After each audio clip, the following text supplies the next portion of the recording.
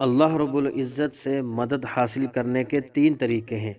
ان میں سے پہلا طریقہ یہ ہے کہ عمل میں اخلاص پیدا کرنا، کہ آپ کے عمل میں جتنا اخلاص ہوگا اتنی اللہ کی مدد کا حصول ہوگا۔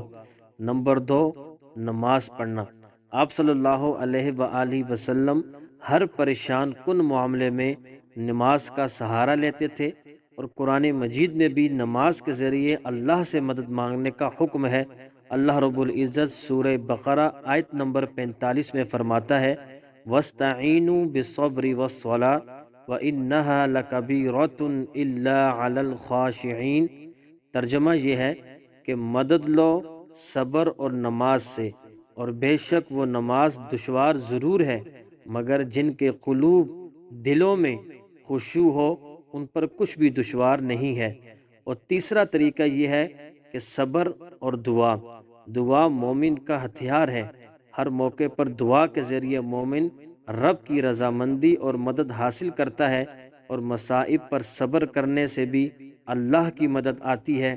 جو مومن صبر کے ساتھ اللہ کو پکارتا ہے تو اللہ تعالی ہر بلا سے نجات دیتا ہے اور مدد کرتا ہے۔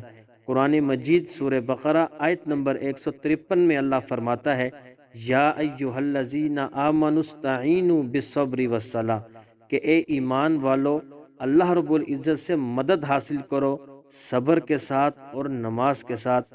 ان اللہ مع الصابرین، بے شک اللہ صبر کرنے والوں کے ساتھ ہے۔